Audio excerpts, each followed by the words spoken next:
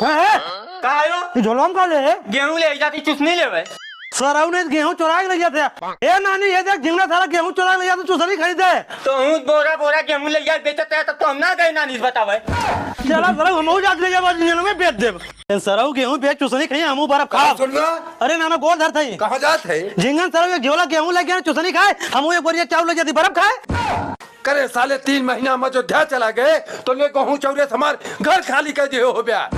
तो नानी कहाँ गए गाँव में एक जने की लड़का पैदा भैल और नानी के लिए सोहर गावे नानी सोहर गावत है और तुहां लोग सारा कुल गहूं चाउर घर से बेच देते आ ये ना जाती बर्फ खाए गावत दस तारे हमार चाउर धर ही लागे 3 महीने सारा बेच खाते आवे संतोष लाभ है ये तो सारे हमार पूरा एकदम से घर है खाली आ रे करे सुन गई कैसा पिछोरवा सुजिया रहा हो तोरे अरे नाना वो तुम्हें दिखाई नाना जो हमने गेहूं चौरा बेचे जाए गाँव वाले देख के घर यहाँ दिया पिछोर में हमने मुहारा फोड़े रहे सर हमरे पिछोरवा मुहारा फोड़ दे